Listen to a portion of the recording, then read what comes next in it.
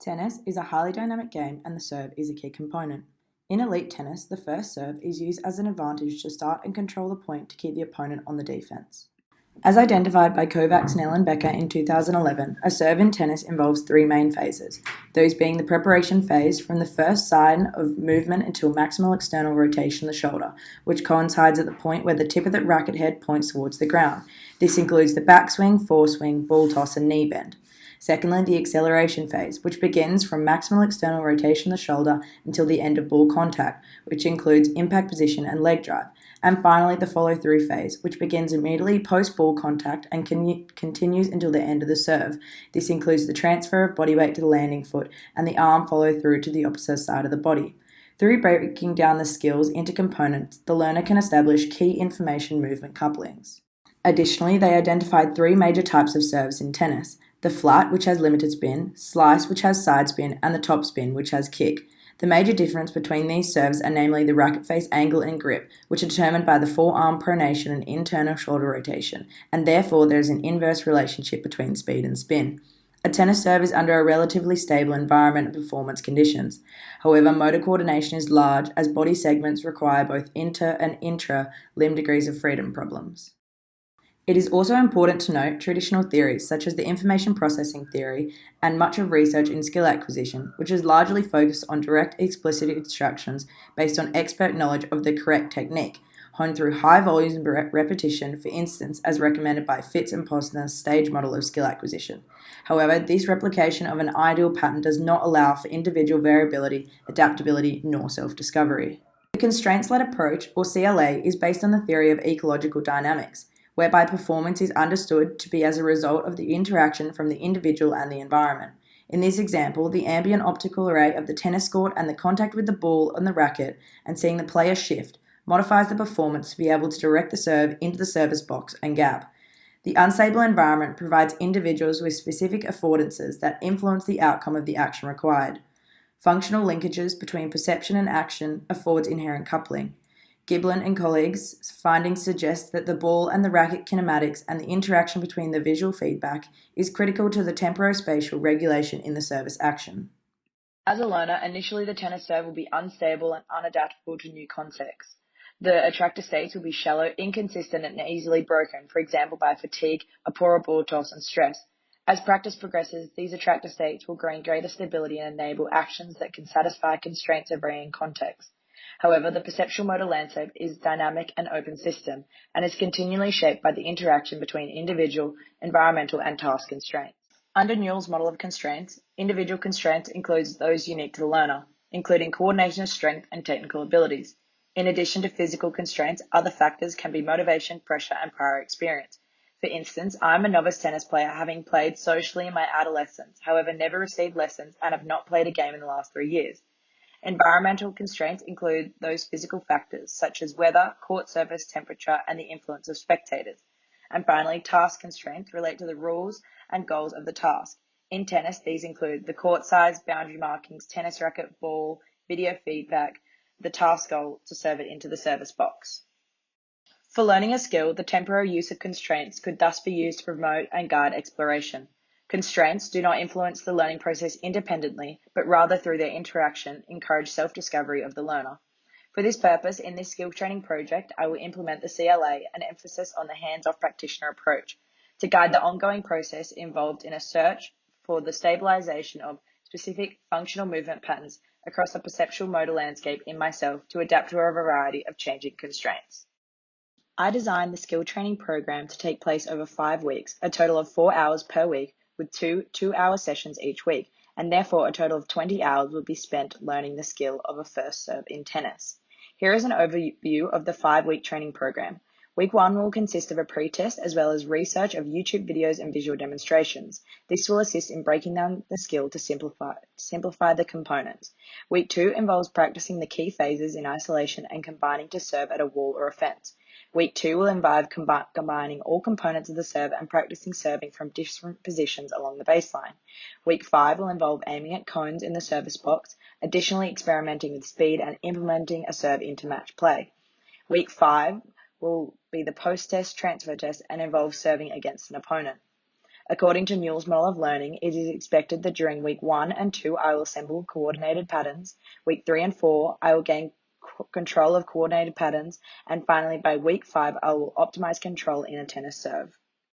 All testing involves attempting to serve 10 times on the right side and 10 times on the left side. It is measured by the successful or unsuccessful attempts in or out of the respective service box. Then the total number of serves out of 20 is calculated. Results from the pre-test were a total of 5 serves in. Here is an outline of week 1 involving watching beginner YouTube videos and reading literature to become familiar with the skill, involving different techniques and types of serves. The task constraint to remove equipment simplifies the task to foster simple coordinated patterns, and therefore the objectives involves utilizing visual demonstration to enable exploratory and self-discovery of attractor states. A throwing motion at the fence and over the net replicates the direction and action of the racket as well as the feet parallel to the baseline, allowing the learner to progress through different attractor states and reducing the degrees of freedom. The two different types of grip, a continental and eastern forehand grip, were practiced controlling the ball via bouncing it on the ground, which will improve the learner affinity between the racket and the ball. Week 2 training focused on continue to break down their components. Through research, I introduced verbal cues and meaning to each phase through imagery to assist in the acquisition of the ball toss, stance, arm movement, knee bend, step forward or backwards, and follow through. As you can see in the videos, the ball toss, I used the racket and placed it on the ground, and the ball was tossed and aimed to hit the racket face. This was also known as throw the birds. The arm movement was known as spread the wings, the knee bend was known as trophy stance, and to experiment with different grips, I did the fry pan flip. I combined all aspects together. However, if one aspect, for example, I had trouble with the ball toss, I would spend more time on this and it would be repeated. The objective of this week was to improve the perception-action coupling or the timing of the ball toss, height, and racket contact, as well as reduce the degrees of freedom, and once greater control was achieved, hopefully the full skill will become more fluid and smooth. Week 3 outline involves serving from 3 different positions across the baseline and altering at different speeds. This task constraint can change the position of the baseline from corner, middle, or the tee on both the left and right side will change the projection and angle of the ball. Additionally, will reveal invariant features on the perceptual motor landscape or tennis court. Augmented feedback and intrinsic feedback was provided by the success or unsuccessful shot in the service box. The encouragement of the learner to adjust force or velocity of the ball to improve accuracy. I found my ball toss was very inconsistent this week, and this greatly affected my movement coordination when serving. Therefore, I tried to practice throwing a low or high and serving, depending on the ball toss. Week 4 involves serving at different cones in the opposing service box. The task constraint to aim at 3 different positions being on the left corner in the middle of the court at the tee and on the right corner from the left and right side of the baseline. The objective of this constraint is to reduce hitting the net and encourage new attractor states to self-organize to serve longer. Thus, additionally, I played a match, which added a competitive aspect and pressure. Both constraints encourage the learner to become more stable and adapt under new conditions. In the final week, week 5, under Newell's model, the learner should have optimization and control of the skill. The constraints during this week were an opponent during the cones drill from week 5 and to implement the tennis serve during match play. The objective this week was to control speed and accuracy simultaneously, thus combining the repertoire of attractor states over training to a different landscape being the opponent. At 20 hours, I completed a transfer test where I did 10 tennis smashes. A smash in tennis involves a similar coordination pattern to a tennis serve, where the learner must perceive the angle and velocity of the ball and contact the ball via the internal rotation of the shoulder and follow through. At 20 hours, I also completed the post-test, which was under identical conditions to the pre-test. During this test, I successfully hit 11 out of 20 serves in. Additionally, tests were completed at the end of week 2, week 3, and week 4. Learning a new skill, such as a tennis serve, as a beginner is a challenging task. The adoption of the CLA approach to manipulate constraints, the learner was able to improve their technique, which strongly correlates with the task goal to improve accuracy over the 5-week period. However, the inverse nature of accuracy and velocity has a large influence on the task goal. After 2 weeks of detraining or rest, I also completed a retention test where I scored a total of 9 out of 20. Whilst this is a slight decrease, it is still assumed that the skill is retained after a period of rest.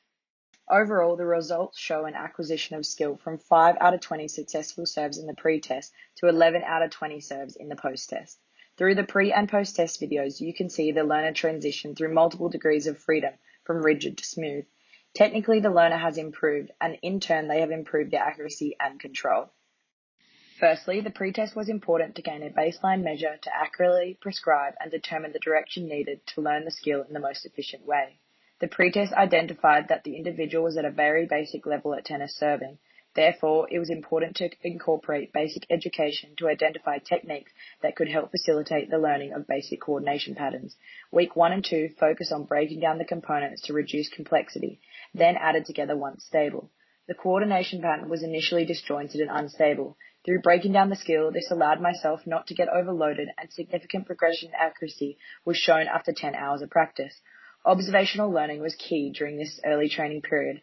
I watched multiple YouTube videos and received regular visual feedback through re-watching the videos at the end of each training session. This allowed me to alter certain technical errors. Of task constraints in week 3 and 4 led to self-organization of the learner to achieve the task. Thus, they had to slow down the serve to improve accuracy and change the projection. Thus, this guidance encouraged the learner to hit the ball longer to self-discover movement solutions to hitting the net. However, whilst research does recommend the use of continental grip while serving, the learner adopted the Eastern forehand grip to improve accuracy, thus supporting there is no perfect technique for a beginner. Additionally, an opponent and match play changed the arousal levels of the learner, namely concentration. Whilst they did put more pressure on the point, it made the accuracy more meaningful as the serve starts the point. Thus, the learner's progress reflects that of the CLA, where periods of minimal progress, significant progress, plateau, and even regression in skill acquisition. The graph demonstrates a positive linear relationship between accuracy and training time, which can be attributed to the large perceptual motor landscape as well as the development of stable attractor states. The functional equivalence between the tennis smash and the tennis serve highlights the newly formed coordinated pattern that can be performed in a variety of different ways. These robust and adaptable attractor states may be related to the implementation of the perception-action coupling, whereby they have to interpret the visual information of the ball and the time to contact being the racket. Strengths of this skill training program include that I developed a repertoire of attractor states that can be applied regardless of constraints that are imposed. Secondly, the testing was controlled under the same conditions, and the performance outcome was easy to determine if successful or not. Thirdly, I manipulated constraints and allowed for self-organization and the development of stable coordinative patterns. This included breaking down the skill and task constraints, such as adjusting different positions and angles and match play. The weakness of this skill training program include that I did not focus on technique enough, and this is a huge component of the serve. Secondly, no qualitative feedback was received, as I did not receive any verbal feedback or assistance from an expert, which made it difficult to detect my own technical errors. Thirdly, I had an inconsistent type of errors at the end of the training period. These included hitting it long, hitting the net, a poor ball toss, or a lack of velocity control. And finally, I had no task constraint that considered where the opponent was standing in relation to the service box, and therefore I did not know where I should aim, as this can determine the success of a point in a tennis serve. Overall, the results of my training program support the use of the CLA approach to skill acquisition. The CLA allowed the learner to self-discover and develop their own unique motor patterns in order to improve their tennis serve accuracy, and additionally, to an extent, the skill was retained and transferred to a similar skill in tennis, the smash. This skill training program can be applied by coaches to develop a beginner's tennis serve. It will assist in self-discovery of the technique in order to control speed and accuracy, whilst keeping the learner engaged. This skill training program was learner-based and often changed according to the progress of the learner. Recommendations include that a coach should manipulate task constraints to allow for greater variation of practice to encourage the learner to self-discover movement patterns in the early stages of learning a tennis serve. Thus, the learner will not be too overwhelmed by the correct technique, and the training will be more enjoyable.